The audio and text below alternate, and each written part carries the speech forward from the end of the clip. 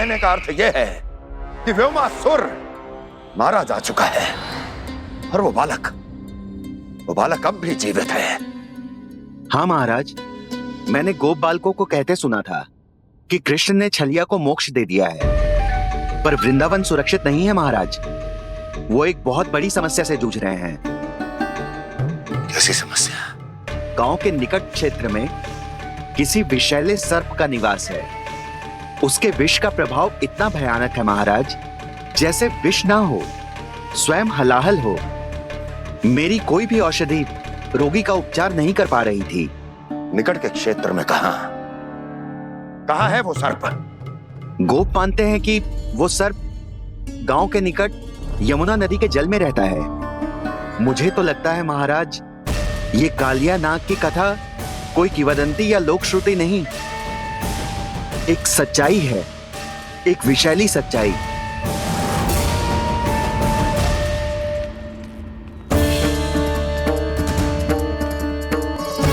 कालिया का सामना करने का समय आ गया है, पर उससे पहले मुझे बुलाना होगा उन्हें।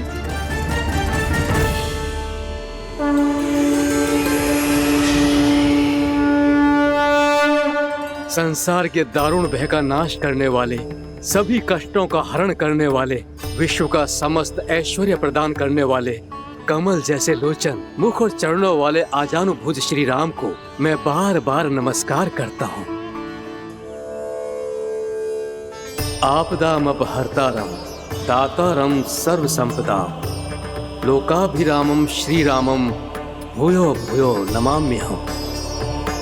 कागभूसुंडी, कागभूसुंडी, कागभूसुंडी।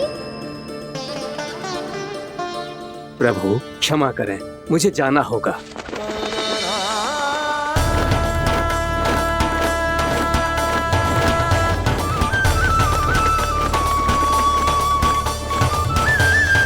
प्रणाम प्रभु।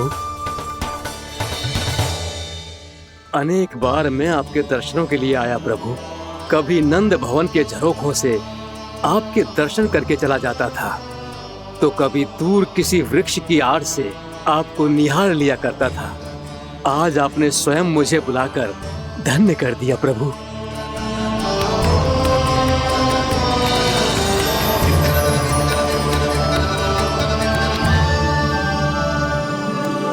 मैंने आपको यहाँ एक विशेष कारण से बुलाया है। आपके श्राप से इस कालिया नाग को मुक्त करने का समय आ गया है। ये तो बहुत ही उत्तम समाचार है प्रभु। इतने वर्ष बीत गए, मुझे आज भी स्मरण है वो दिन जब मैंने उन्हें श्राप दिया था। अपने क्रोध पर नियंत्रण खोकर बहुत बड़ी भूल कर दी थी मैंने प्रभु। बीती हुई घटनाओं पर दुखी होके कोई लाभ नहीं है। हमें भविष्य की ओर देखना होगा।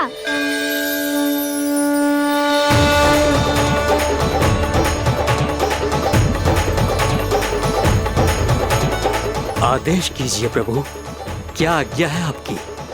जब मैं कालिया नाग का सामना करने जाऊं, तो आप यहीं रहेगा। आपको अपने आप पता चल जाएगा कि कब क्या करना है। और हाँ, लौटते जाते समय नारद मुनि से कहिएगा, वो आकर मुझसे भेंट करे। अवश्य प्रभु, प्रणाम। क्या इसने सच्ची में देवर्षि नारद को बुलाया है? नारायण नारायण, आपको संदेश भेजने की आवश्यकता नहीं थी। आप स्मरण करते और मैं चला आता। तुम्हारा कल्याण हो नारद।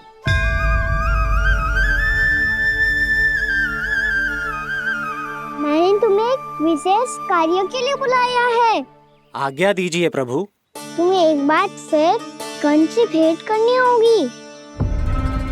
विचार कीजिए महाराज। क्या आप बिना किसी शंका के कह सकते हैं कि कौन सी पंखुड़ी पहली है और कौन सी आठवीं? उस दुष्ट से भेंट करना स्वयं कीचड़ में उतरने के समान है प्रभु। कमल पुष्प प्राप्त करना हो तो कीचड़ में उतरना पड़ता है नारद। आपका आदेश तो मैं स्वप्न में भी नहीं टाल सकता प्रभु। कंस कालिया नाग के बारे में जान गया है, पर वो उसका सामना करने का साहस नहीं कर पाएगा। मैं आतुर हूँ प्राप्ति, मूर्ख नहीं। मेरी बुद्धि फिर नहीं गई है। मैं स्वयं उस कालिया जैसे महाविषैले सर्प के सामने खड़ा हो जाऊं और अपने ही काल को आमंत्रित कर लूं। तो फिर अपने लाभ के लिए उसका प्रयोग करने का कोई और उपाय सोचिए स्वामी। कुछ ऐसा कीजिए कि यमुना नदी का पूरा जल विषैला हो जाए और वृंदावन वासी उसका उपयोग करे, और आपका काल कहलाने वाला वो बालक स्वयं काल के गाल में चला जाए। उत्तम उत्तम सुझाव है प्राप्ति। अब मुझे उस कालिया तक पहुंचने का मार्ग ढूंढना होगा, उसको विवश करने का कोई उपाय ढूंढना होगा, क्योंकि व्यक्तिगत रूप से उससे भेंट करना असंभव है। असंभव। आप सही कह रहे हैं प्रभु। कंस में उतना सामर्थ्य नहीं कि वो कालिया नाग का सामना स्वयं कर सके। वैसे तो कालिया गरुड़ देव का भी सम्मान नहीं करता, तो फिर वो कंस का सम्मान क्यों करेगा भला? नहीं करेगा, पर कंस तुम्हारा सम्मान अवश्य करेगा नारद। तुम्हारी बातें भी सुनेगा और मानेगा भी। ये मेरी योजना का बहुत ही महत्वपूर्ण भाग है। तुम कंस के पास जाओ और कहो कि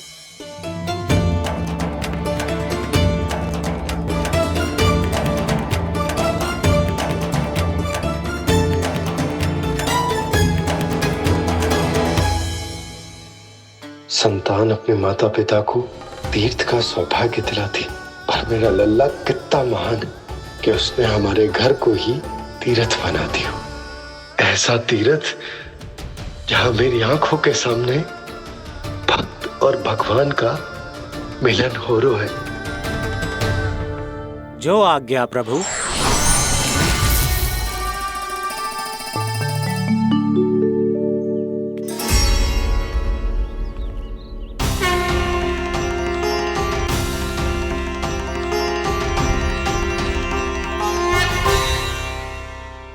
बाबा, कान्हा, ये सब क्या चल रहा है? पहले काक भुसुंडी जी और फिर जे नारद जी। क्या योजना बना रहे हो तुम? कान्हा, बता ना लल्ला, क्या सोच रहे तू? कान्हा देख, अगर तुझे अपने बाबा को ना बताना हो ना, अपने भक्त को बता दे। क्या सोच रहे हो लल्ला? क्या करने वाले हो आप?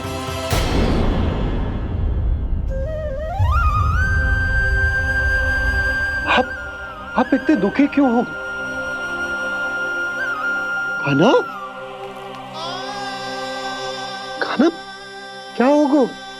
क्योंकि मुझे आभास हो गया है बाबा, समय आने वाला है। कौन सा समय आने वाला है लल्ला? शीघ्र ही सब कुछ बदलने वाला है। भैया को मेरा सत्य पता चल जाएगा बाबा।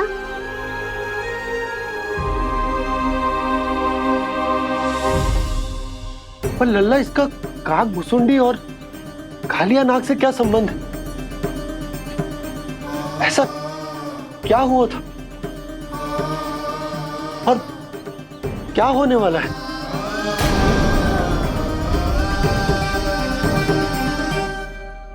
जो होने वाला है बाबा, उसका संबंध उससे है जो सैकड़ों वर्ष पहले हुआ था। महर्षि भृगु के एक वंशज थे, वेद शिरोमणि, जो विंध्याचल की पहाड़ियों में साधना कर रहे थे।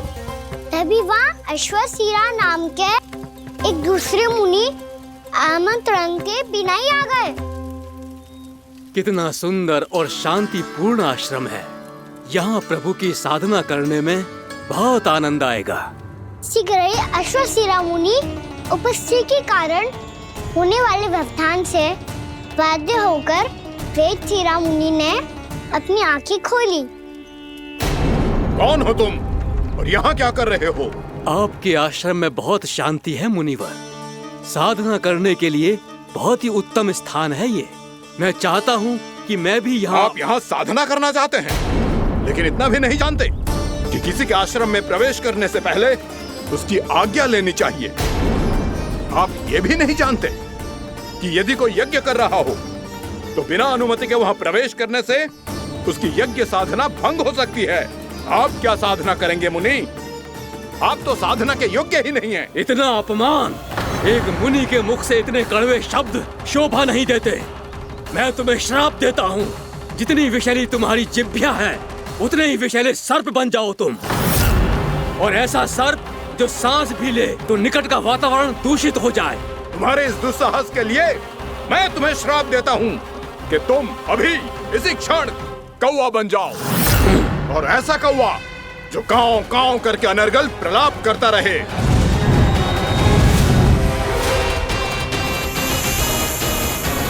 ये मैंने क्या किया? ये मैंने क्या किया? क्रोध के कारण दोनों ने एक दूसरे को श्राप दे दिया।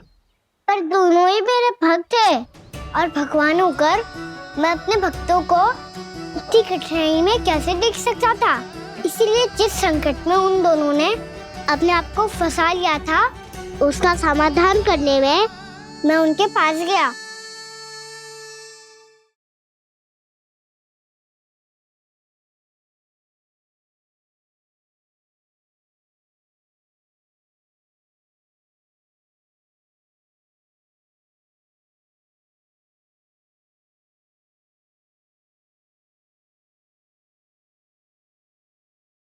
तंग करे मैया को खिजाए, खेले रूठे मनाए।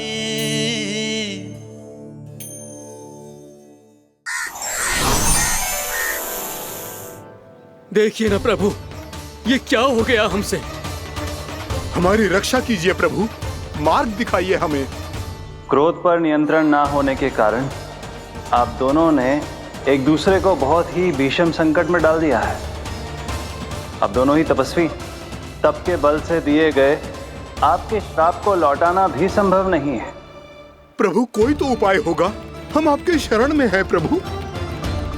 अपराध तो हमसे हुआ है प्रभु, पर अब आपसे ही आशा है। कुछ ऐसा कीजिए भक्त वत्सल, जिससे हम दोनों के श्राप का प्रभाव कुछ कम हो जाए। आप दोनों ही मेरे भक्त हैं, इसलिए आपकी पीड़ा का निवारण करने का एक उपाय है मेरे पास। वेद शिरा मुनि, जब आप कालिया नाग बनेंगे तो आपको मेरे चरणों को अपने शीश पर धारण करने का सौभाग्य मिलेगा। और अश्र शिरा मुनि, आप काग योनि होने के बाद भी आप श्रेष्ठतम ज्ञान और सर्वाधिक यौगिक सिद्धियों के स्वामी होंगे और प्रवचन दिया करेंगे। इसके बाद अश्वशिरा मुनि काक भुसुंडी बन गए, जिन्होंने आगे चलकर स्वयं गरुड़ देव को रामायण सुनाई। और मुनि वेदशिरा महर्षि कश्यप और देवी कत्रियों के पुत्र कालिया नाग बनकर जल में। और अब वही कालिया नाग जमुना जी में, जिनके कारण जानकी के प्राण लगभग चले ही गए थे। अब कालिया नाग को उचित स्थान पर भेजने का समय आ गया है बाबा। पर ये तो अच्छी बात है कान्हा, वेद शिरा मुनि को दिया हुआ तुम्हारा वचन भी पूरा हो जाएगा, जमुना जी की शुद्धि भी हो जाएगी। इस सब के बाद भी तुम दुखी क्यों हो? क्योंकि इसके बाद मैया के सामने मेरा रहस्य खुल जाएगा बाबा। उन्हें पता चल जाएगा कि उनका बालक कोई साधारण बालक ना है। भविष्य में जो होने वाला है उसे सबके सामने घटने से रोकना मेरे लिए भी संभव ना होगा। मैया को सब पता चल जाएगा। क्या पता चल जाएगा रे मुझे?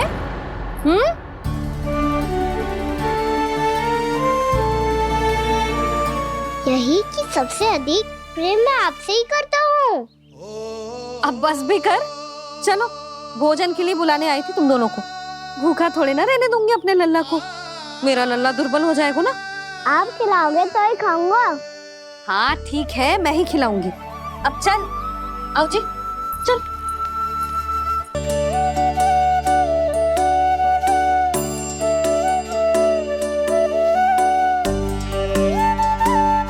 मैया खेलो ना मेरे साथ। मैया सुनो ना, मेरी बात ना मानोगी? अभी बहुत कार्य पड़े लल्ला, देख जानकी को औषधि भी देने जानो है ना। औषधि मैं दे दूंगा, फिर तो खेलोगी ना आप मेरे साथ? पिछले कुछ दिनों से अपनी मैया का अधिक से अधिक प्रेम पाने का प्रयास करो है कान्हा। इसका तो एक ही अर्थ हो सकता कि कछु बहुत बड़ो होने वालों है। कान्हा रुक जा लल्ला।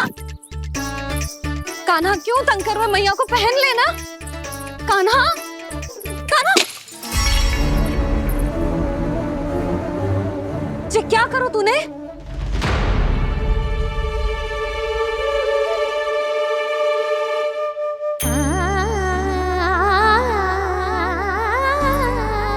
अच्छा ठीक है, अब मुंह लटकाने की आवश्यकता ना है। ये ले।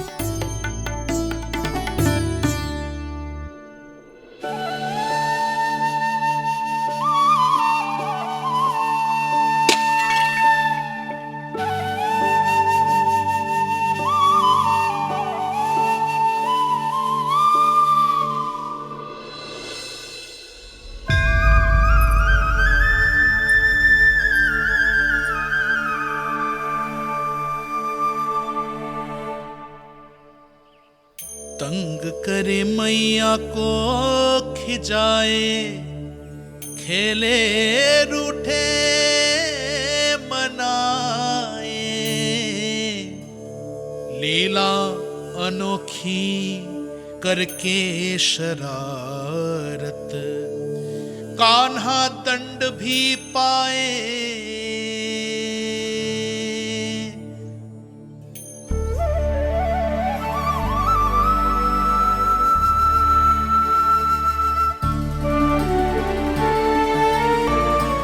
रूठना मनाना, खेलना खिलाना, पहले शरारत करके क्रोध दिलाना और फिर क्षमा मांग लेना, ये सब जानबूझकर कर रहे है कान्हा। जैसे जीवन भर के लिए अपनी मैया की ममता को अपने हृदय में समेट कर रखना चाहते हो।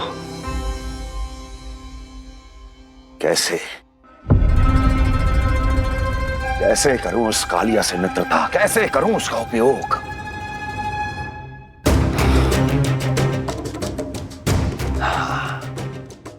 उस पर आक्रमण कर देता हूं और उसे किसी ना किसी तरह से यह विश्वास दिला देता हूं कि यह आक्रमण उस विष्णु अवतार ने किया है। फिर वो क्रोध में आकर सारे वृंदावन वासियों को अपने विष से समाप्त कर देगा। उचित है, ये उचित है। नारायण हरि, नारायण हरि।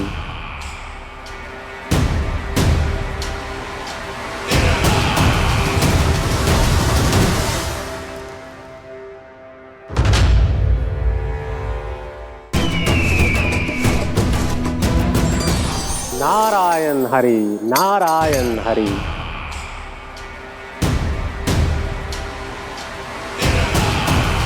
प्रणाम देवर्षि।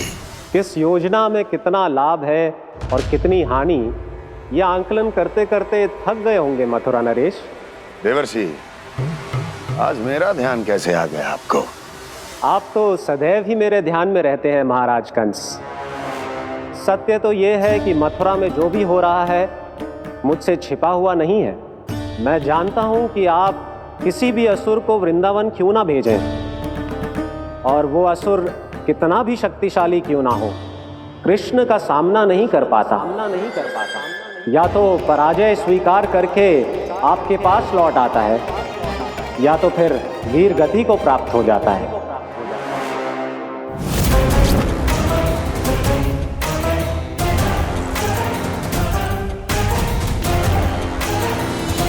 वाह, मुझे मेरी असफलताएं स्मरण कराने आए हैं, मेरे घाव को खुरेदने आए हैं, उन पे नमक छिड़कने आए हैं।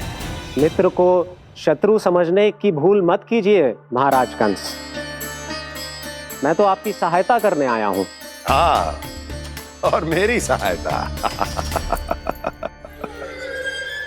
कृष्ण विष्णु अवतार है, आप विष्णु के भक्त हैं। मैं हूं विष्णु द्रोही, फिर भी तो आपके आराध्य को हानि पहुंचाना चाहता है, उसकी सहायता करना चाहते हैं आप। क्या आप निश्चित रूप से कह सकते हैं कि आप ब्रह्मांड के सभी नियमों को अच्छी तरह समझते हैं? अवश्य। आपके लिए बस इतना ही जानना पर्याप्त होगा कि मैं जो कुछ भी कर रहा हूं उसके लिए मेरे व्यक्तिगत कारण हैं। मैं तो बस आपके हित में पिछली बार की तरह एक सुझाव लेके आया था, पर यदि आप मेरा सुझाव सुनना भी नहीं चाहते तो आपकी इच्छा। नारायण हरि, नारायण हरि। कारण चाहे जो हो, इनके पिछले सुझाव के कारण ही आज मेरे शत्रुओं की संख्या कम है, अन्यथा मैं देवकी के अन्य पुत्रों को भी जीवित छोड़ देता, और आज वो सब अपने भाई के साथ मिलकर उसकी शक्ति को अनेक गुणा बढ़ा देते। ठहरिए देव ऋषि,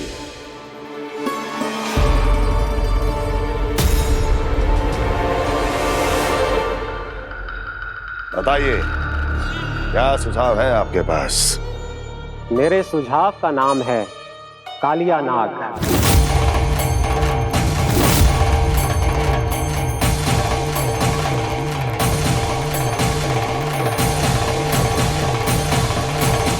उसके विषय में मैं जानता हूं देवर्षि। तो समस्या यह है कि मैं स्वयं उससे मिलने नहीं जा सकता, उससे भेंट नहीं कर सकता, उस कृष्ण की हत्या के लिए उसको वृंदावन जाने के लिए तैयार नहीं कर सकता। तो मत जाइए उसके सामने, और ना उसे भेजिए कृष्ण के सामने।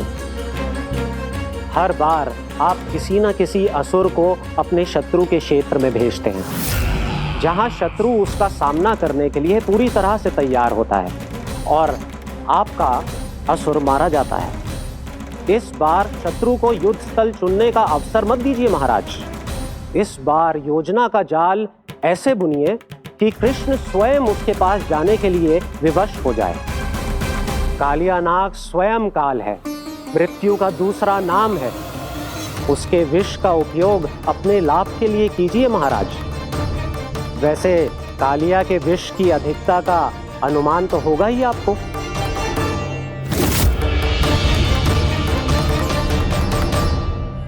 एक बार जो उसके क्षेत्र में पहुंच गया, फिर उसके विष से बचना असंभव है। उचित सुझाव है देवर्षि, उचित सुझाव है। देवर्षि, उस छलिया विष्णु की भक्ति करते करते आप भी उसके रंग ढंग सीख गए हैं। उचित है, उचित है।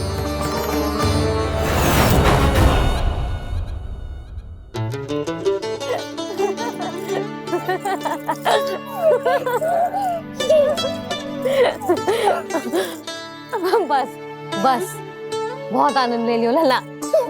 बस अब दूध पी ले। ठहर ठहर, गर्म है। जी ले।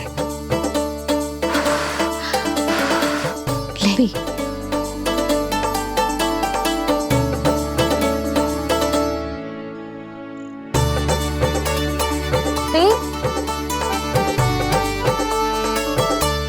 मैं ना होती तो ना जाने क्या होता तेरा। अपने आप दूध भी ना पी सकते है, भावला कहीं का। आपकी इस प्रेम के लिए तो मैं धरती पे आया हूँ मैया। मैं भी यही सोच रहा हूँ यशोदा, कि तुम ना होती तो मेरा क्या होता। इसी बात पे थोड़ा दूध और कजू खाने को दे दो। अरे मैं तो भूल ही गई। तनिक ठहर जाओ जी दूध पी लेना तो आपके लिए भी कछु ले आती।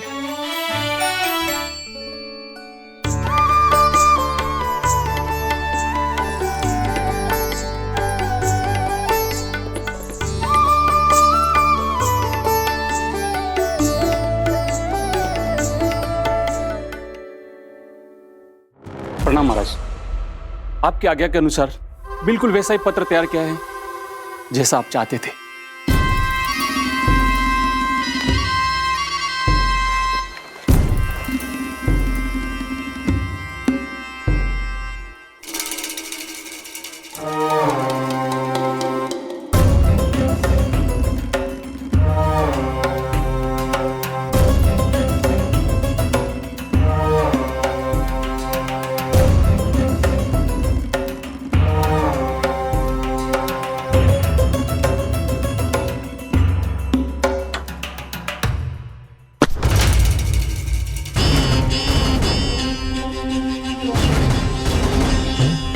कृष्ण जन्म से लेकर आज तक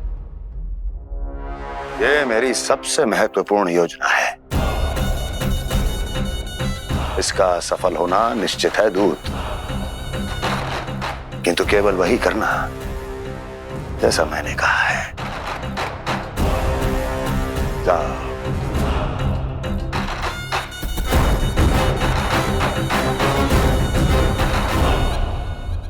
कान्हा,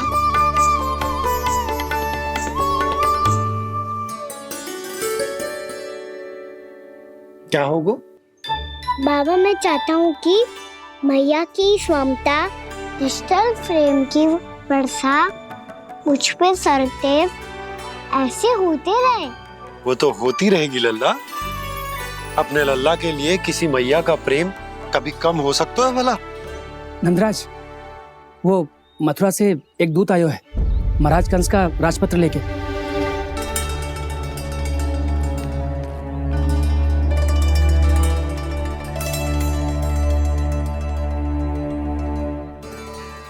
कान्हा, अब क्या करने वाला है? तेरे बाबा कहाँ गए? हाँ? कंस मामा का खेल आरंभ हो गया है, पर मैया वो सब सुनेगी तो व्यर्थ चिंतित हो जाएगी। बस थोड़ा बाहर गया मैया, कछु खाइए से। बाहर इस समय? मैया, क्या होगा? मैया देखो ना, पीठ पे कुछ हो रहा है। मेरा हाथ ना पकड़ो, आप करो ना। यहाँ? क्षमा करना मैया, पर अभी बाबा को ही संभालने दो ये सब। कहिए, क्या संदेश लाए हैं आप? नहीं नंदराज, नहीं। महाराज कंस का आदेश है कि यह संदेश सभी गांव वालों के साथ ही पढ़ा जाए। ठीक है, मैं गांव वालों के सामने पढ़ दूंगा, पर मुझे तो दीजिए पढ़ने के लिए। महाराज की आज्ञा का पालन करना आपके लिए भी आवश्यक है नंदराज। सभी गांव वासियों की सभा बुलाइए।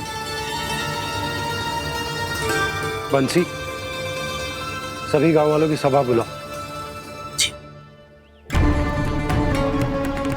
राजपत्र में ऐसा क्या संदेश भेजो है कंस ने? अब मेरे पत्र को पढ़कर सब भौचक के रह जाएंगे। और वो कृष्ण, उस कृष्ण के पांव के नीचे से तो भूमि खिसक जाएगी, आकाश फट पड़ेगा, बिजलियां गिर जाएंगी। प्राप्ति, ओ प्राप्ति, कंस का पत्र। स्वयं को बहुत अधिक शक्तिशाली समझता है ना वो। अब देखता हूं कैसे वो इस महासंकट का सामना करता है। वो कृष्ण, वो अपनी मृत्यु स्वयं चुनेगा या मृत्यु की वेदी पर चढ़ा देगा प्रिय वृंदावन वासियों को।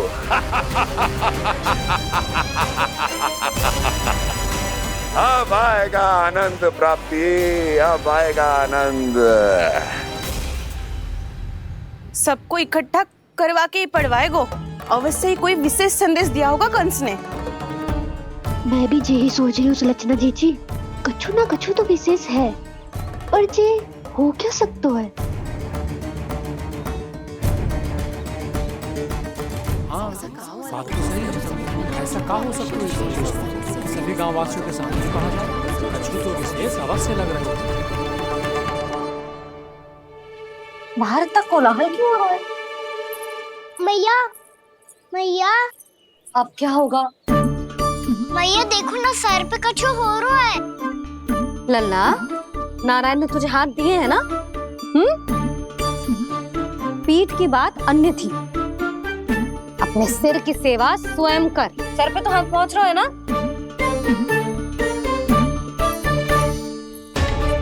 मैया सुनो ना, मैया देखो ना, तीव्र कर कछु हो रहा है।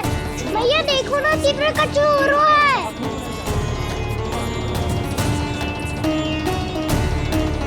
सब लोग आ चुके हैं, अपना संदेश सुनाइए आप। गोपराज नंद और सभी वृंदावन वासियों को सूचित किया जाता है कि मथुरा अधिपति और आप सभी के महाराज कंस ने कल सुबह भव्य पूजा का आयोजन किया है। इसके लिए राज्य को वृंदावन के क्षेत्र के निकट यमुना नदी के मध्य में खिलने वाले 1 कोटि कमल के पुष्पों की आवश्यकता है।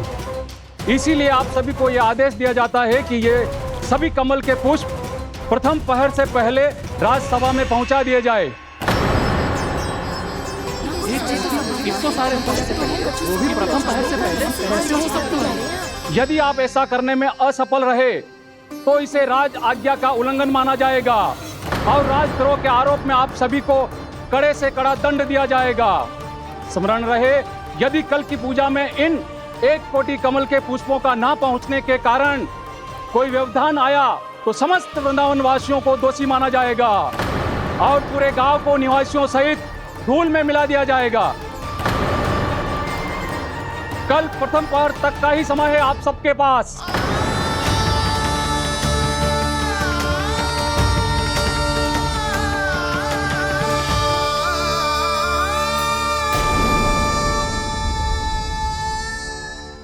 एक कोटि कमल पुष्प, वो भी कल प्रथम प्रहर में? ऐसे कैसे संभव है? और कोई साधारण पुष्प ना, यमुना नदी के मध्य खिलने वाले विशेष कमल के फूल चाहिए उन्हें।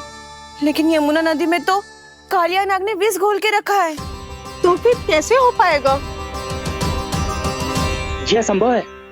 हमारी मृत्यु का संदेश भेजा राजा कंस ने। सदैव की भांति इस समस्या पर भी गांव के बड़े ही विचार करेंगे। बालकों का यहाँ होना उचित ना है।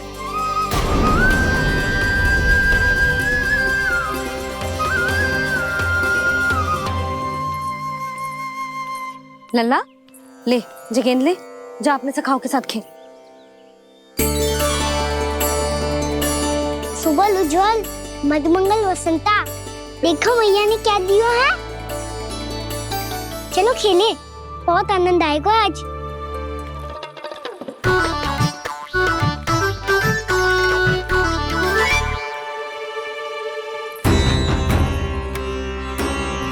भानु, बंसी, जाओ और शीघ्र ही वो घेरे का कार्य समाप्त करो।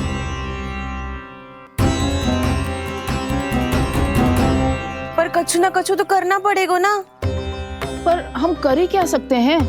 पुष्प लाने को और कोई उपाय है भी तो ना।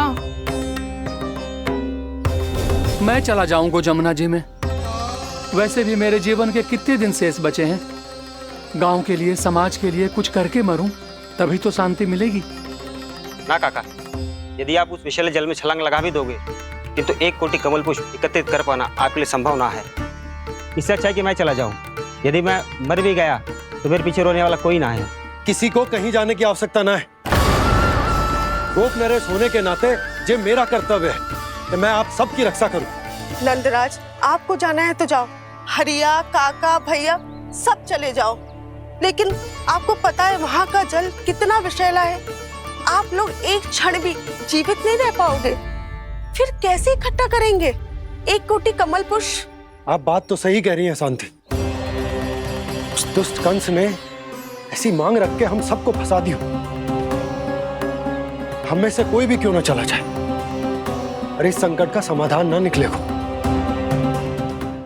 कान्हा, बताना कौन सा खेल खेलें?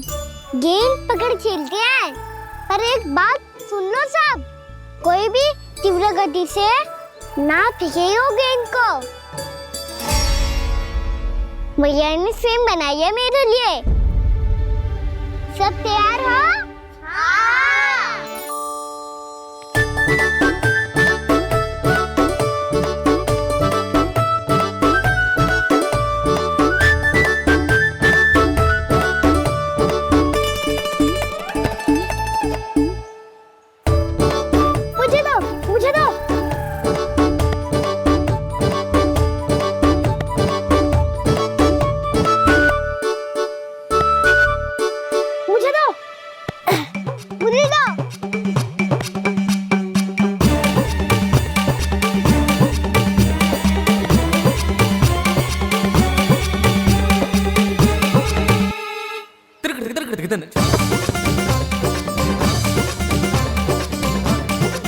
कान्हा, इतनी धीरे से फेंकेगो तो कैसे आनंद आएगो? थोड़ा बल लगा के फेंक। हाँ कान्हा, हम अभी बड़े हो गए हैं, तू अब भी छोटे बालकों की तरह फेंक रहा है।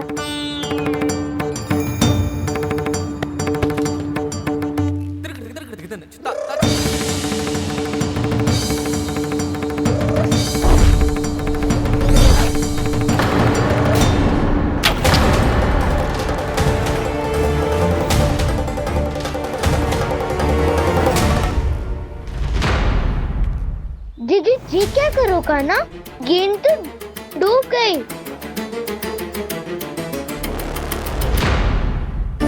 अच्छा, तो ये सब इसकी योजना का भाग था ताकि ये कालिया का सामना कर पाए।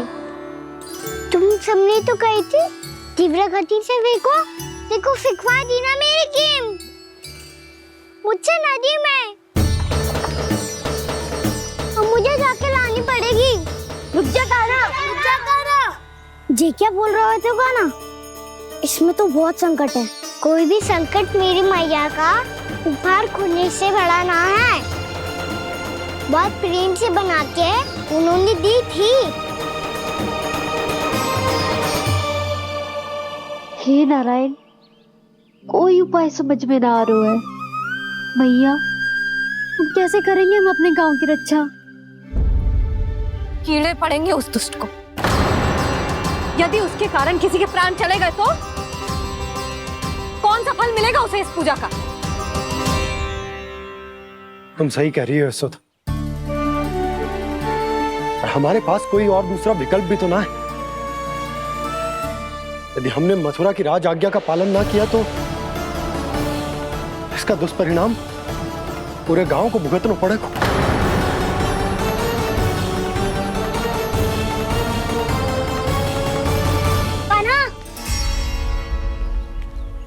तुम्हें पता है कि तो भगवान है, दिव्य है, बहुत शक्ति है तुझमें,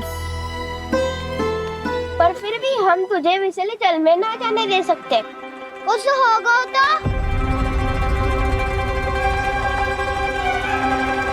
तुम सब इतनी हट कर रहे हो तो ठीक है, ना जाऊंगा। गेंद कहाँ गिरी है, कितनी दूर गई है, ये तो देख लूं, ताकि उसे बाहर निकालने का कोई उपाय ढूंढ पाऊं।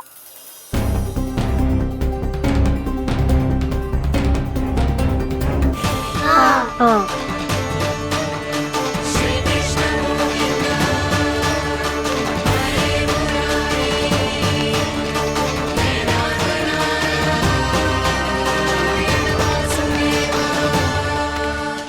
कान्हा की ये लीला तो समझ ही नहीं आ रही। पहले इसने देवश्री नारद को मथुरा जाकर कंस को भड़काने के लिए कहा, फिर स्वयं ही दुखी भी हो गया कि अब इसका रहस्य सबके सामने खुल जाएगा। और अभी स्वयं ही तो इसने कहा था कि गेंद बहुत महत्वपूर्ण है, फिर स्वयं ही उसे नदी के विषैले जल में फेंक दिया।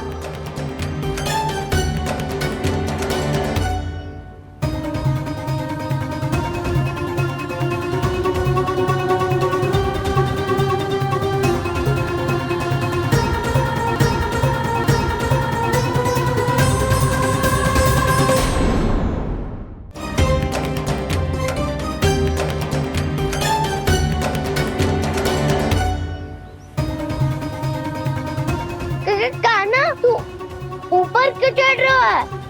अरे ऊंचाई से देखूंगा तभी तो गेंद दिखेगी।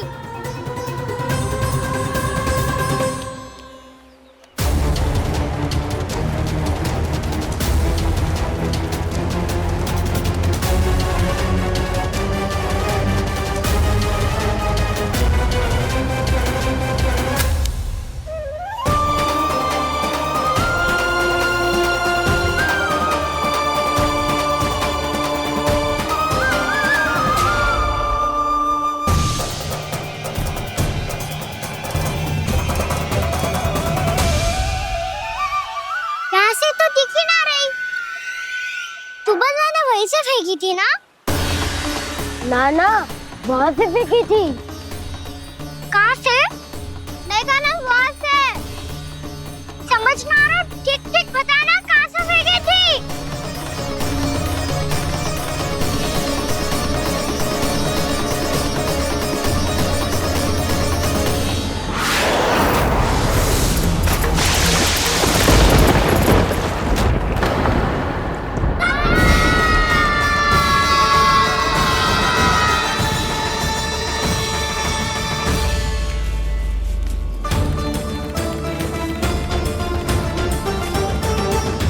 कालिया नाग के क्षेत्र में जाकर कोई भी जीवित वापस ना लौट सको है।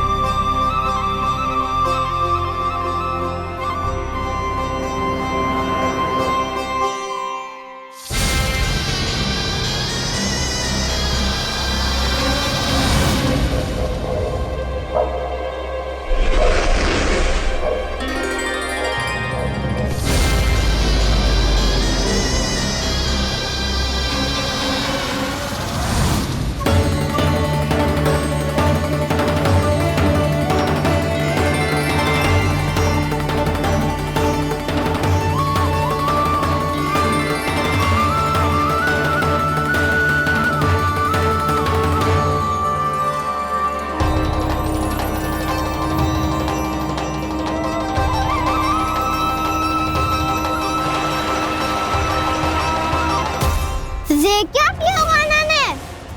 कालिया नाग तो उसे देखते ही निकल जाएगा।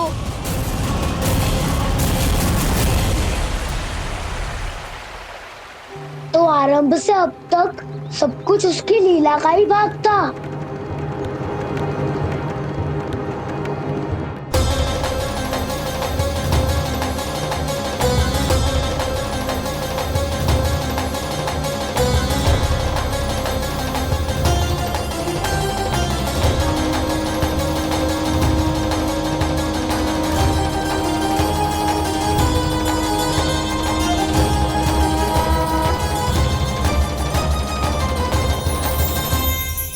इतना सुंदर रूप, मन मोहने वाली मुस्कान, अद्भुत तेज और भगवान जैसी दिव्यता। कौन हो तुम? हाँ, तुम्हें देखकर तो हम सब सम्मोहित ही हो गए।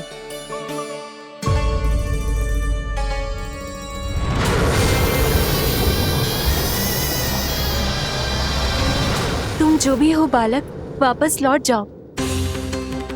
हमारा हृदय तुम्हें ही देखते रहना चाहता है, किंतु यदि हमारे पति जाग गए तो तुम्हें अवश्य हानि पहुंचाएंगे। ये बहुत विषैले है बालक, कालकोट जैसे भयानक। इनके विष से तुम नहीं बच सकोगे। नंदराज, कालिया नाग के विष का प्रभाव बढ़ते ही जा रहा है। पहले 8 कोस तक उसके विष का प्रभाव था, अब तो 1 योजन से अधिक क्षेत्र में फैलो है। जल पीने के प्रयास से अनेक पशु मारे गए हैं और नदी के निकट के वृक्ष और वनस्पति सब नष्ट होने लगे।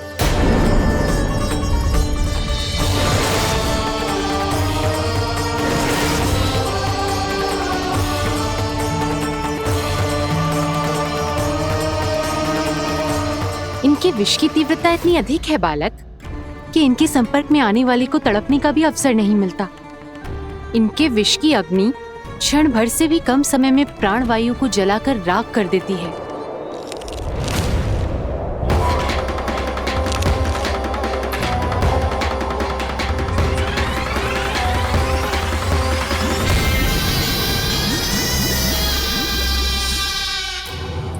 तब तो समस्या और भी गंभीर हो जाएगी।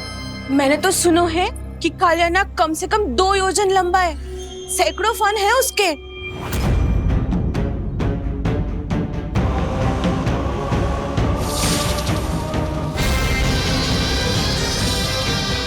इसका अर्थ तो ये है कि हम दोनों ओर से फंस गए। एक और कंस को 1 कोटि कमल पुष्प देने जो कि कालियानाग के क्षेत्र में पड़ते हैं, और दूसरी ओर उस कालियानाग का विष यमुना जी के क्षेत्र में बढ़ता ही जा रहा। इसके कारण हम ही नहीं, निर्दोष पशु पक्षी भी संकट में। इन दोनों समस्याओं का एक ही समाधान है, उस कालियानाग का सामना करना। और ये ना समझ आ रहा कि हम ये करेंगे कैसे, क्योंकि ये बात साधारण मनुष्य के बस की ना है। हमारे लिए ये असंभव है।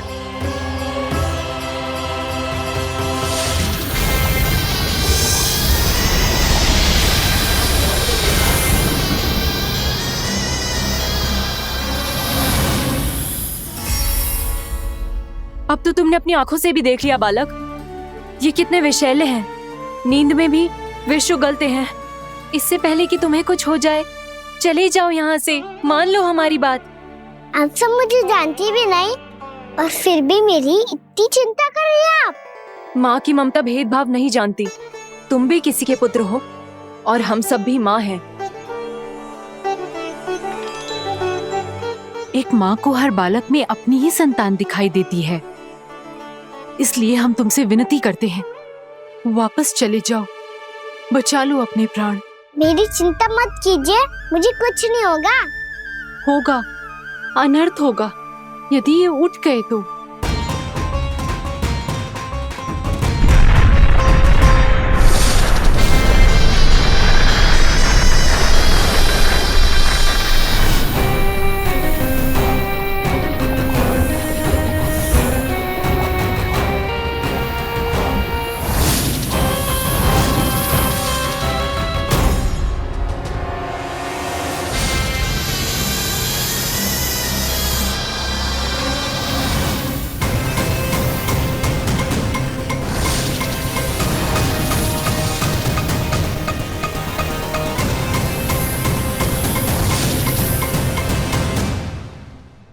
सामने होते हुए भी अपने इश्क को केवल वही देख सकता है जो अपना अभिमान त्याग चुका हो।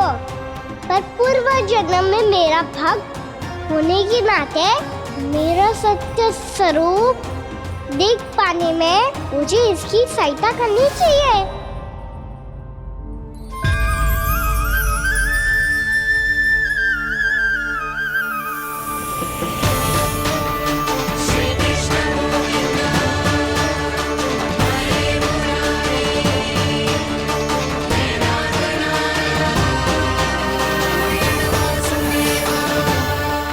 देखो हमारा छोटा सा कान्हा कैसे डट के खड़ा हुआ है, इतने विशालकाय, इतने महाभयंकर सबके सामने।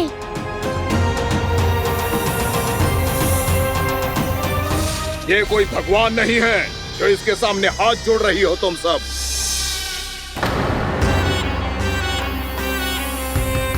एक सामान्य साधारण बालक है ये, जो ये तक नहीं जानता कि इसके सामने है इसका काल, कालिया। तू कौन है बालक? मेरे इतने निकट आकर भी तू जीवित कैसे है? मेरी नहीं, अपनी चिंता करो कालिया। बहुत मनमानी कर ली तुमने। अब बस मैं तुम्हें रोकना हूँ। अब बस मैं तुम्हें रोकना हूँ। मैं तुम्हें रोकना हूँ। बित्ते भर का है तू, मेरे विष के बारे में जानता ही क्या है? और कहता है मुझे रोकने आया है। किससे? किससे रोकना चाहता है तू मुझे? मुझे क्रोध दिलाने की भूल मत कर बालक। अपनी फुंकार से ही तेरी इस मुस्कुराहट को अंतिम मुस्कुराहट बना सकता हूं मैं। शीघ्र बता, कौन है तू और किसने भेजा है तुझे? तुम्हें आवाज भी है कि अपनी पुकारों से तुम कितना विष भूल चुके हो। पवित्र यमुना नदी को कितना दूषित कर दिया तुमने। और यही नहीं, तुम्हारे कारण निकट के जीव जंतुओं, वृक्ष, वनस्पतियों सबको हानि पहुंच रही है। तो क्या, मुझे उससे क्या? मुझे है, आप पति हैं मुझे। तुम्हारी इस व्यवहार से और इसीलिए तुम्हें यहाँ से जाना होगा।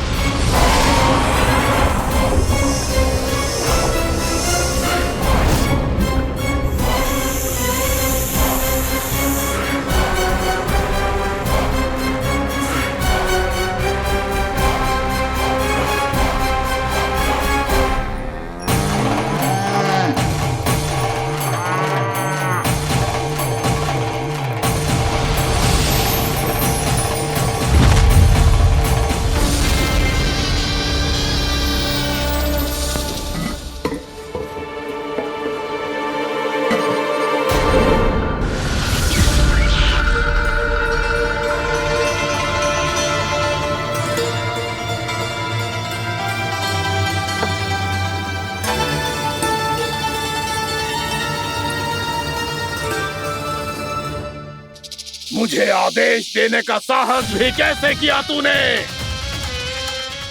इस क्षेत्र को मैंने अपना राज्य बनाया है, मेरा परिवार रहता है यहाँ, और तू मुझे यहाँ से जाने के लिए कह रहा है? हाँ, क्योंकि तुम्हारे यहाँ रहने के कारण अन्य जीवों को हानि हो रही है और मैं ऐसा नहीं होने दे सकता। मैं तो बस वही कर रहा हूँ जो एक सर्प का स्वभाव है। विष फैलाना स्वाभाविक है मेरे लिए, इसलिए मुझे चुनौती मत दे बालक। चुनौती तो मैं दे चुका हूँ कालिया। अब तो बस तुम्हें स्वीकार करनी है।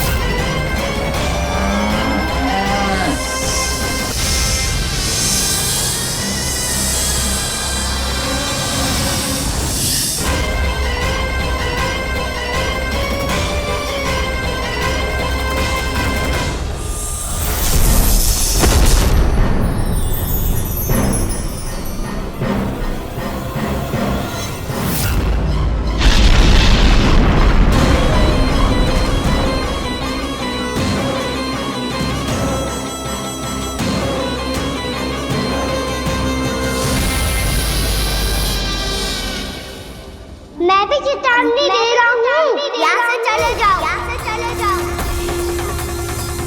अपनी भूल को पहचानो कालिया, तुम जो कर रहे हो अनुचित है।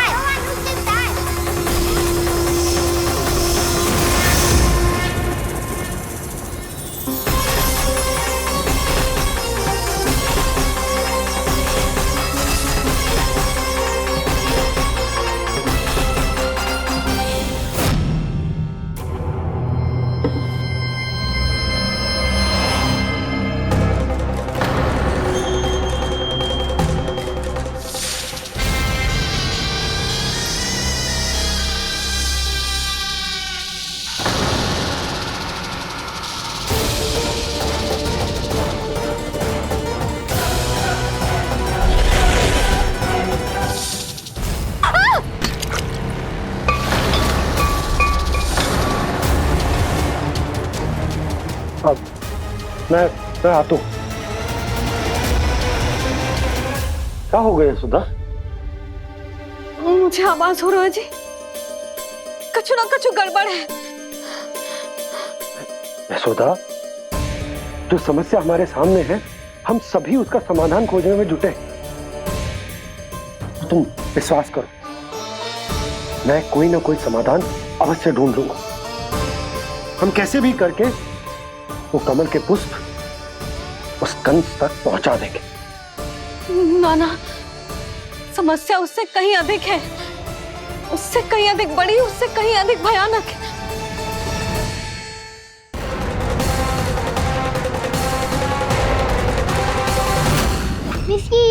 से ही सबके प्राण चले जाते हैं। इसने तो विष की धारियां फेंकी है कान्हा पे। कान्हा कैसे बच्चे को अधिक विष से? इसका विष तो क्या, ये सर स्वयं भी छू तक नहीं पाएगा हमारे कान्हा को।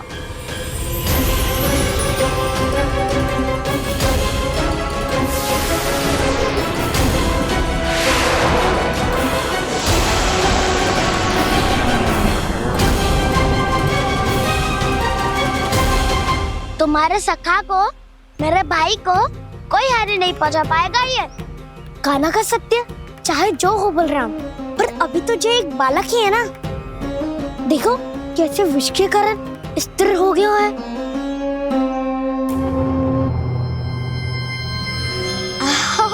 हाउ सर्फ ने कितनी आसानी से अपनी पूंछ से बांध लिया है।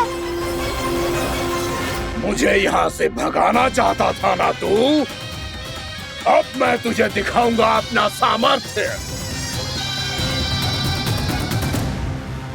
ये मूर्ख किसे बांधना चाहता है अपनी पूंछ में? उन्हें जिनका विस्तार सारे ब्रह्मांड में है, या उन्हें जो स्वयं अनंत है? पर देवराज, प्रभु ऐसा करने ही क्यों दे रहे हैं कालिया को? आप सब भूल रहे हैं देवगण। कालिया पूर्व जन्म में प्रभु का बहुत बड़ा भक्त था। उसी भक्ति का फल मिल रहा है अब इसे। वैसे भी भक्तों के मन का भाव सबल हो तो भगवान तो सहज ही बंध जाते हैं।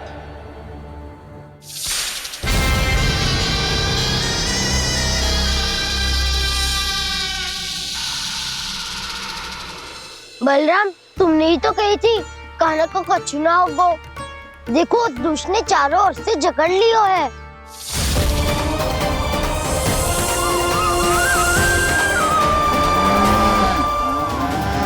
ये क्या कह रही हो तुम? सुधा जी क्या हुआ? घबरा क्यों रही हो आप?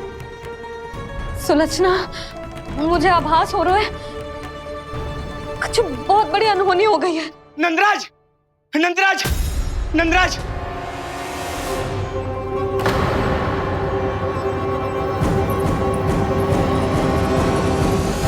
नंदराज, कान्हा ने जमुना नदी में छलांग लगा दी है। कान्हा ने जमुना नदी में छलांग लगा दी है। कान्हा ने जमुना नदी में छलांग लगा दी है। कान्हा जमुना में कूद गया है। मुझे लगा था आज कछु गड़बड़ होने वाली है। मुझे आज कान्हा को ना जाने देना चाहिए था।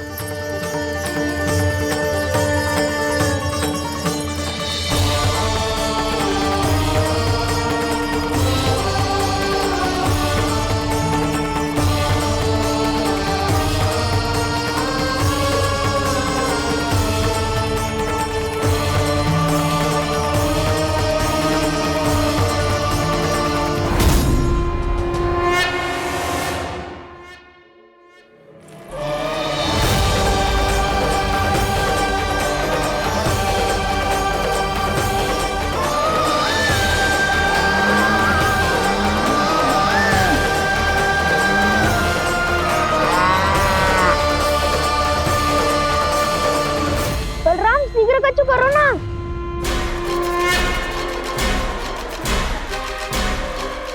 कछु भी करो पर कान्हा को बचाओ। नाग बहुत भयंकर है। कान्हा अकेले ना संभाल पाएगा इसे।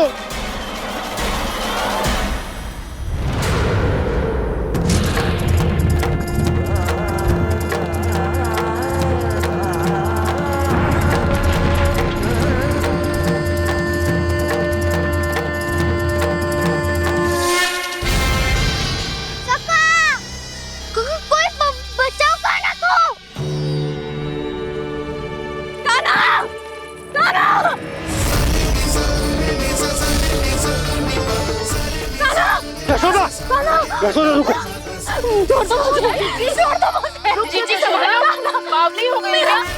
जीजी संभालो। कान्हा, कान्हा।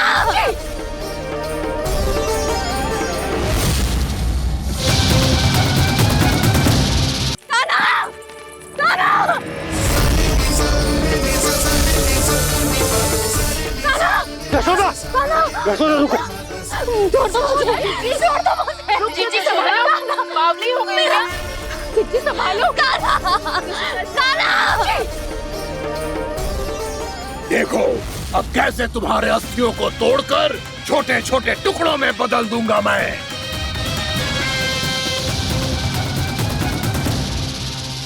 सुदाची, आप जाओगी तो आप भी फंस जाओगी।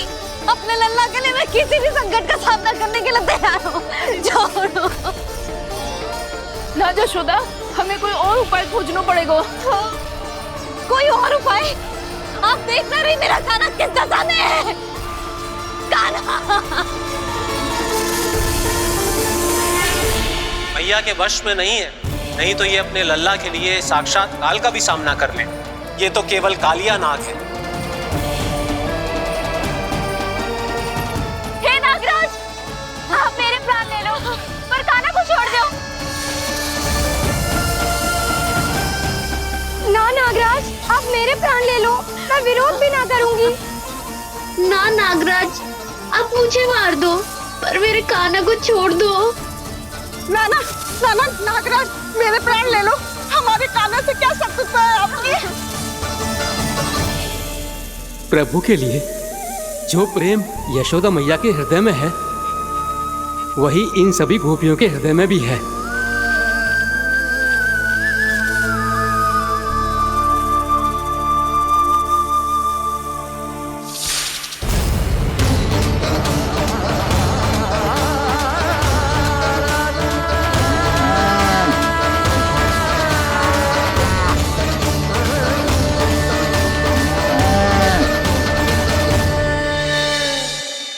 यशोदा, यशोदा,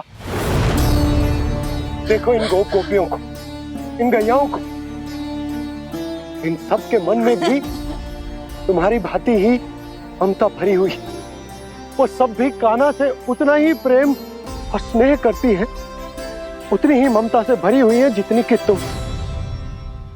तो तुम ही सोचो, जिसके साथ इतनी ममता और इतना स्नेह, इतना प्रेम, उसका कोई क्या कर सकता है? उस कालिया नाग का वेश इस सब आशीर्वादों के सामने कछु न है। कछु करो जी। उसे बोलो वो मेरे प्राण ले ले, मेरे काना को छोड़ दे। यशोदा,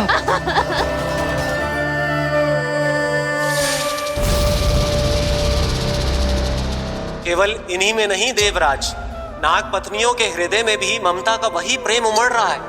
देखिए। मैं आपके हाथ जोड़ती हूँ स्वामी, इस बालक को छोड़ दीजिए। ये अवश्य ही कोई दिव्य आत्मा है स्वामी। हम आपसे विनती करते हैं स्वामी, इस नन्हे बालक को हानि मत पहुंचाइए स्वामी। मेरी पत्नियां मेरे ही शत्रु के लिए विनती कर रही हैं। अब यदि इसके पक्ष में एक शब्द भी कहा तुम सबने, तो मैं इस बालक से पहले तुम सबके प्राण ले लूंगा। हो रहा प्रसन्न नाग कालिया, विजय को निश्चित जान। रोते बिलखते व्याकुल सब, संकट में देख कान्हा के प्राण।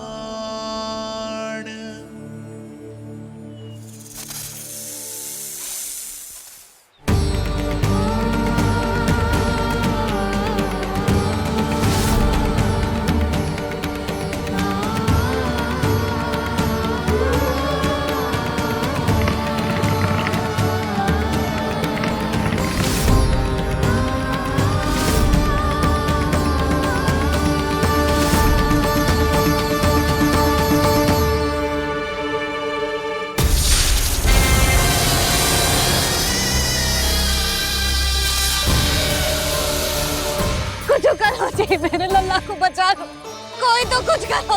जीजी, संभालो जीजी। यशोदा, यशोदा तुम शांत हो जाओ, मैं कान्हा को वापस लेकर आऊंगा, मैं रक्षा करूंगा उसकी। ना नंदराज, कान्हा, नंदराज नहीं, कम से कम आप तो समझो नंदराज, कालिया के पास आप जाओगे तो आप भी फंस जाओगे।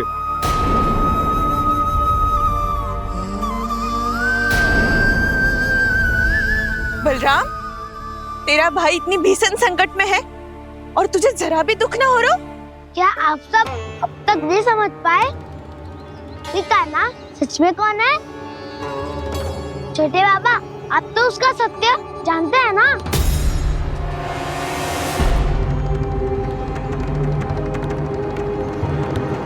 मानता हूँ कि आप सब कान्हा के रहस्य के बारे में नहीं जानते, पर क्या उसके जन्म से आज तक घटी एक से बढ़कर एक विचित्र घटनाओं को भी भूल गए हैं आप सब?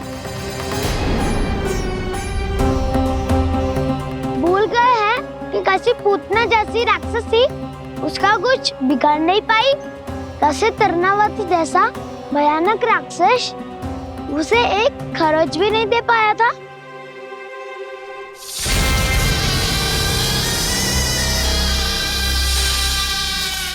आप सबने अपनी आंखों से देखा था ना, बकासुर से कान्हा की रक्षा करने देवता स्वयं आए थे। पर सत्य तो ये है कि वो सभी देवता भी उस असुर के सामने असमर्थ हो गए थे। तब कान्हा ने बहुत ही आसानी से उस भयंकर असुर का वध किया था। एक ही बार में धराशायी कर दिया था उसे। तो आप सभी सोचिए, बार बार ऐसे असाधारण कार्य करने वाला बालक साधारण कैसे हो सकता है? अब तो आरंभ से ही सारा सत्य जानते हैं छोटे बाबा। रहस्य छुपाने में सदैव कान्हा की सहायता करते आए हैं आप, और आज आप स्वयं ही उसके सत्य को भूल रहे हैं। और तुम सब भी तो जानते हो कान्हा की शक्तियों के बारे में, तो क्या तनिक भी विश्वास ना है अपने सखा पे? बलराम, तू क्या कह रहे है? मैंने जो कहा उसका एक एक शब्द सत्य है छोटी माँ। यदि प्रभु की इच्छा हुई तभी कुछ ही क्षणों में सब कुछ अपनी आंखों से स्वयं अनुभव कर लेंगे आप।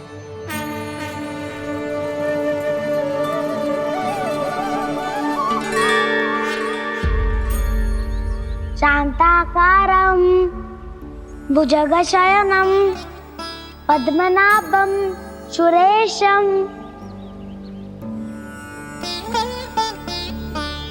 विश्वाधारं गगनसदृशं मेघवर्णं शुभांगं लक्ष्मीकान्तं कमलनयनं योगी वीरध्यानगम्यं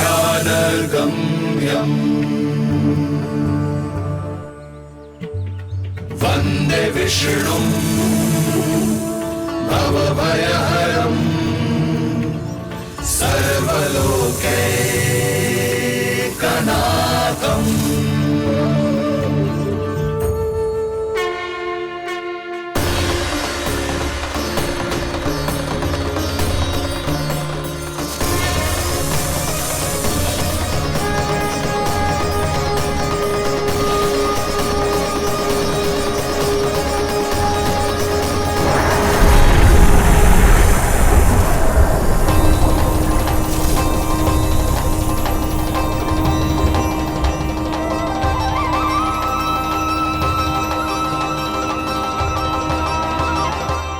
तुझे क्या लगता है बालक कि तू मेरी जगत से निकल गया तो अब बच जाएगा तू?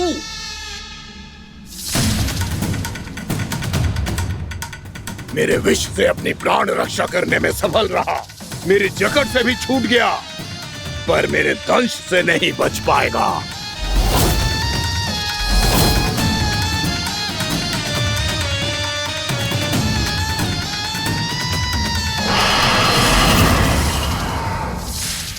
अब भय से भाग रहा है, पर मैं तुझे मृत्यु देकर रहूंगा।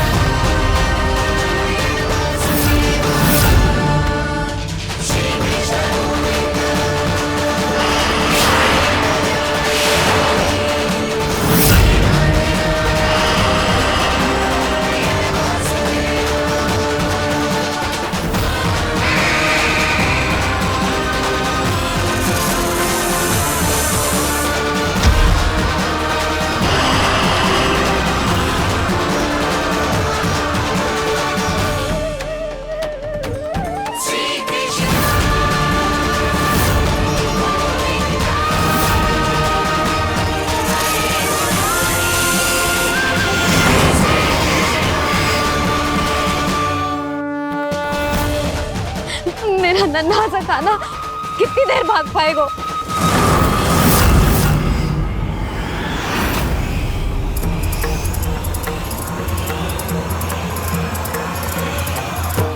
और कितनी प्रतीक्षा करोगे मेरी भक्त कालिया? भक्त नहीं, काल हूँ मैं तेरा। जब अहंकार का मुकुट बुद्धि को ढक लेता है तो भक्त अपने भगवान को भी नहीं पहचान पाता। व्यर्थ की पहेली में मत उलझा बालक। ना मैं भक्त हूँ और ना तू भगवान।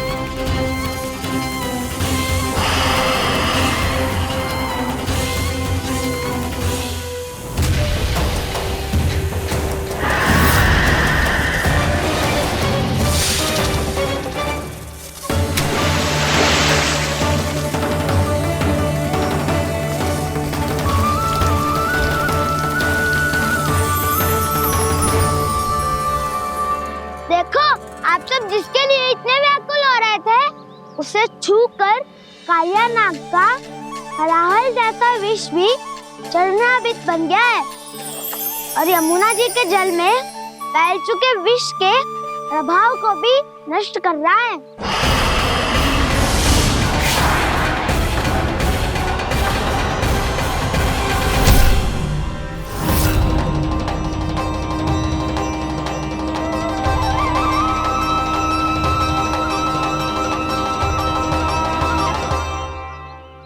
धर्म रक्षक अधर्म विनाशक प्रभु श्री कृष्ण का कौशल सचमुच अद्वितीय है। नारायण नारायण।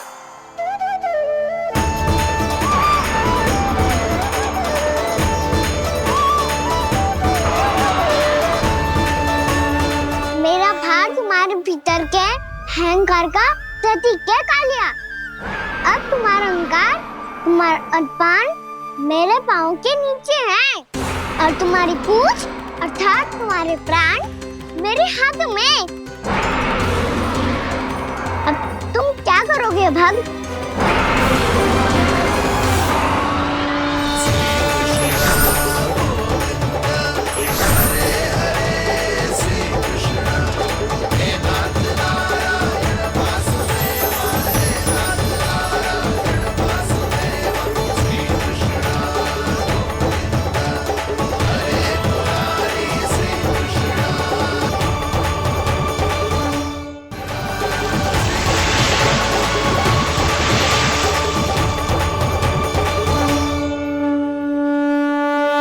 प्रभु, भले ये आपको पहचानने में असमर्थ हो, पर हम सब ने आपको पहचान लिया है। हाँ प्रभु, एक भक्त होने के नाते और एक अर्धांगिनी और माँ होने के नाते मैं आपसे इनके प्राणों की भिक्षा मांगती हूँ। अपनी कृपा दिखाइए और इन्हें क्षमा कर दीजिए। आपके लिए मित्र और शत्रु में कोई अंतर नहीं प्रभु। उसी तरह आपकी कृपा और दंड में भी कोई अंतर नहीं। दोनों दया ही तो हैं, अकारण ही किसी को प्राप्त नहीं होती। हमें विश्वास है कि हमारे पति को मिला ये दंड कोई अभिशाप नहीं है, आपका वरदान है। ये सत्य है प्रभु कि इनसे बहुत से पाप हुए हैं। इनके विष से बहुत सारे जीव जंतु को हानि पहुंची है, पर अब आपके चरण इनके शीश पर पड़ गए हैं। ऐसी कृपा तो बड़े बड़े महान महात्माओं को भी दुर्लभ है, और इन्हें प्राप्त हुआ तो अवश्य ही ये किसी महान पुण्य का ही फल है। हे प्रभु, उन्हीं पुण्य कर्मों की शक्ति का आह्वान कर मैं आपसे विनती करती हूँ, इन्हें प्राणदान दीजिए। मैं अपने इस भक्त को क्षमा अवश्य करूंगी देवियों, यदि ये अपने अहंकार को त्याग कर मुझे पहचान ले तो।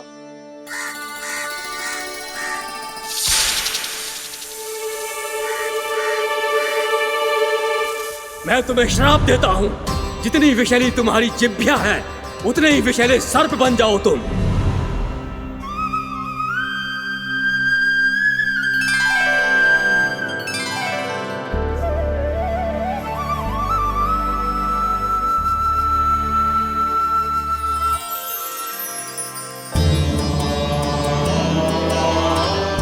नारायण, मुझे क्षमा कीजिए नारायण।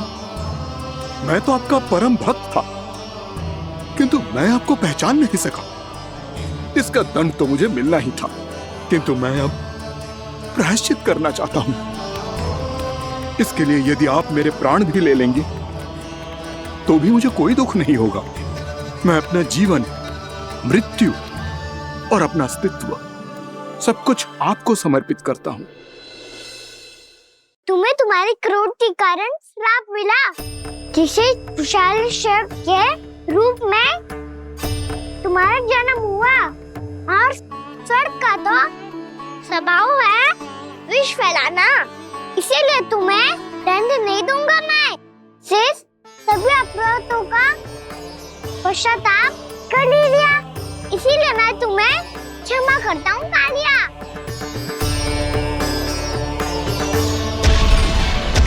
पर तुम्हें यहाँ से दूर समुद्र के बीच जाकर रहना होगा, जहाँ किसी निर्दोष का जीवन तुम्हारे विष से प्रभावित न हो। मैं चाहकर भी आपकी इस आज्ञा का पालन नहीं कर सकता। मैं असमर्थ हूँ प्रभु, क्योंकि यदि मैं इस क्षेत्र को छोड़कर गया तो मेरी मृत्यु निश्चित है। आपसे क्या छुपा है प्रभु? आप तो जानते हैं कि सर्प जाति और आपके वाहन गरुड़ के बीच अनंत शत्रुता चल रही है, जिसका प्रारंभ नागों के द्वीप नागालय से हुआ था। उस द्वीप पर छोटे जीवों को निगल जाने के लिए सर्प थे, और गरुड़ को सर्पों का स्वाद बहुत प्रिय था, इसलिए वो बार बार नागद्वीप जाने लगा था। पर इस कारण पूरी सर्प जाति उससे आतंकित हो गई थी। इसलिए जब भी गरुड़ वहां पहुंचता तो सभी सर्प छिपने लगते। जब गरुड़ को इसका आभास हुआ तो उसे बड़ा क्रोध आया, और वो उत्तेजना में भरकर सर्पों का शिकार करने लगा। भूख ना होने पर भी उन्हें मारने लगा। अब सर्पों के प्राण हरना उसके लिए खेल बन गया था। इस भीषण समस्या का समाधान ढूंढने के लिए पूरी सर्प जाति महान सर्प वासुकी के सामने इकट्ठी हुई। हे महान वासुकी, हमारी सहायता कीजिए। नागद्वीप पर गरुड़ ने आतंक मचा दिया है। पहले तो वो हमें अपना भोजन बनाता था, लेकिन अब हम उसके खेल का साधन बन चुके हैं। भूख हो या ना हो, जब तब आकर वो हमारे प्राण हर लेता है। अनुचित हिंसा के इस प्रथा का आरंभ सर्पों ने ही किया है। पहले आप सबने पूरे द्वीप पर अधिकार कर लिया, फिर आहार के साथ साथ आनंद के लिए भी आप सभी ने निर्दोष जीवों की हत्या की। और जब सृष्टि का संतुलन बनाए रखने के लिए गरुड़ आपको अपना आहार बनाने आया, तो आप सब अपने प्राणों की रक्षा के लिए छिपने लगे। तो फिर गरुड़ का उत्तेजित होना तो स्वाभाविक ही था। नागनाथ, जो हमने अन्य जीवों के साथ किया वही अब हमारे साथ हो रहा है, परंतु ये भी तो सृष्टि के संतुलन के विरुद्ध ही है ना? अवश्य है, इसलिए मैं गरुड़ से चर्चा करूंगा। धन्यवाद प्रभु।